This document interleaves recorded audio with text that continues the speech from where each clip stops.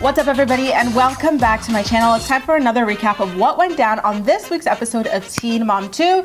It was season 9, episode 4. The episode kicks off with a really brief domestic violence PSA. I feel like the producers just put that there as like just something that they had to do in order to avoid backlash. But if they were really being honest, the disclaimer would have read something like, if you or someone you know is experiencing domestic violence and you were once a teen mom, call our casting agent. We'll film it. And then after that, we could deal with like the police and everything. Like, it was just a little to me, considering the way that they've been following Jenelle's domestic violence without really even like intervening for the sake of the kids at the very least. We then turn to Kristen talking to Barbara about the 911 call heard around the world, and Barbara does admit that the call was absolutely concerning to her, but her friend Donna, who we saw last season, advised her not to confront Jenelle about it or anything like that and paint her into a corner, because she would like lock her out of her life again, and then, you know, she wouldn't have her as a lifeline down the road. So it is really nice to see that Barbara is kind of thinking of the bigger picture here and,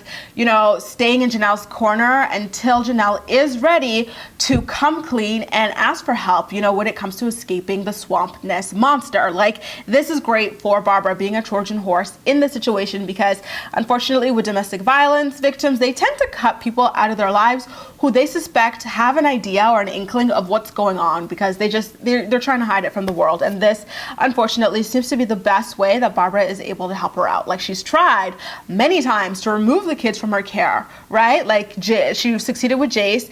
She tried to help Nathan's mom out with getting Kaiser out and everything, but unfortunately the laws just don't seem to be helping, and this you know, is her last ditch effort. She then talks about her own history with domestic violence, and then we head over to Florida, where Briana announces that she's got a new boyfriend that she met a couple of weeks ago. She probably met him just after she finished ovulating, because for some reason it's been like a month and she's still not yet pregnant. Kail's friend Mark, who I think we first met in 16 and Pregnant when he was helping her move out of her house, comes over, and they just talk a little bit about how Kail wants to start looking for her mom in order to build a relationship with her, because, you know, like she said last episode, she feels bad, like almost guilty maybe even, that her kids all have loving, wonderful, involved paternal grandparents, but none of them have like anyone from her side, like maternal lineage, maternal family at all. She says that she's really upset that her mom lives super close by but has never ever bothered to reach out,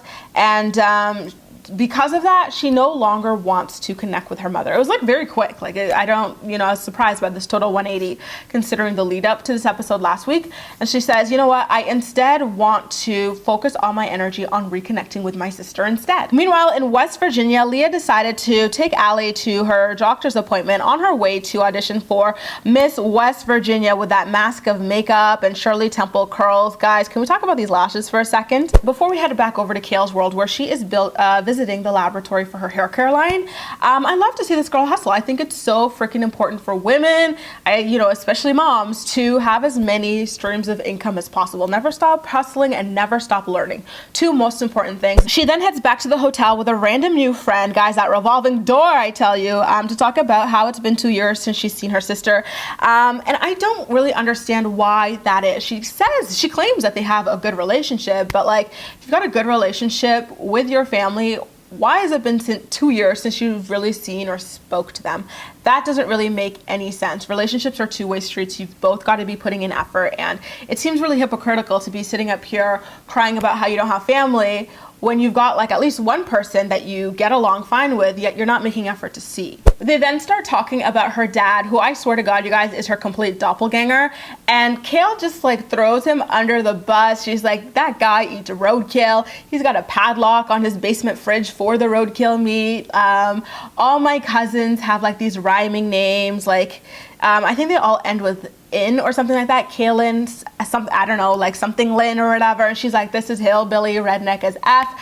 And I thought, I was like, ooh, that's kind of awkward. I wonder how Leah took that scene, because you can kind of say the same thing about her with all her kids having like the exact same name pretty much. We get a slight glimpse of Nathan now, where he's talking to his girlfriend Ashley about the 911 call heard around the world, and finding what he felt like finding out that Kaiser was at the house when it happened, despite Jenelle trying to tell him that what was going on in the home was none of his business.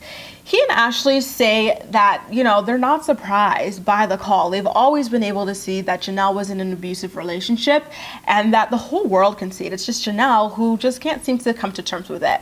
Here's the thing. Nathan was a pretty abusive partner his damn self. So it's kind of like pot calling the kettle black here. You know, it is quite unfortunate, but Nate, let's not forget what you were like. Brianna then flies over to New York City to meet with her boyfriend of what, like 4 or 5 weeks. Like she doesn't have a 1-year-old at home to be worried about. I don't understand the purpose of a long distance relationship at this point in your life. Like you're still living with your mom and your sister, your 2 kids, you know, like your youngest kid is like a year old and she needs a lot of attention for her health condition.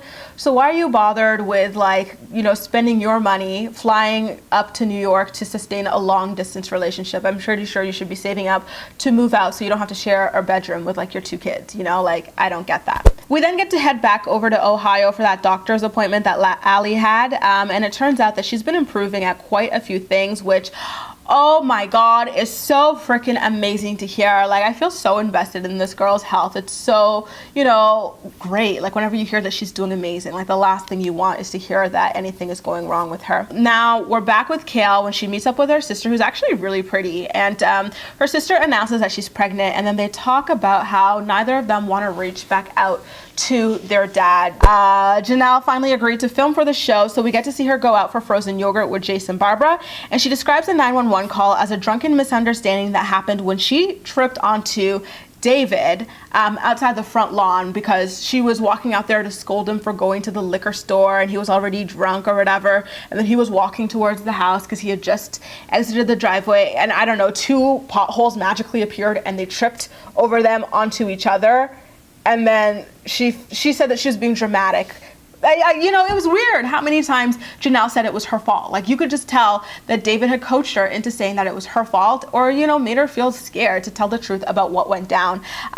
You know, you could just tell that Barbara did not believe a single word that she was saying, but she was like, I gotta ride this out because I know it's only gonna get worse and she is definitely gonna need me to like get her the heck out of here. And another way to tell that it was a lie, outside for like the fact that it's just so freaking improbable that these 2 people like just tripped onto each other and it led to a domestic violence phone call, was the fact that Jenelle's red was like flaming red as she spoke, which to me was like, you're nervous, you don't want to mess up your lines that the Swampness monster gave you. Like you want to make sure you get this right because David is going to watch the show back, and if you didn't get it right and if you didn't perform in a way that was believable, you're going to pay for it. It's so freaking unfortunate to hear. I would have loved to see producers intervene at this point. Like we always see that annoying ass Kristen or whatever dig at Barbara whenever something's going on with Barbara. Like, Barbara, why don't you give Jace over to Jenelle? You know, like he's her son. Why doesn't she go to Jenelle and be like, Jenelle, like, is everything really okay? Do you need help? And kind of, I don't know. Or would that make things worse? I just feel like the production could have done a lot more for her. Now, in the final scene of the episode, Leah sits down to her boyfriend to talk about how well the appointment went with Dr. Sao for Ali. But you guys, that wraps up a recap of what went down in episode 4. But as usual, I'm more excited to hear what you have to say about everything. So please make sure to leave all of your thoughts and opinions in the comment section down below, and we'll chat. You can also like this video, subscribe for more. Feel free to share it with your friends as well, and follow me across social media where I absolutely love chatting with you. That's all for now. Thank you so much for watching, and I'll see you next time.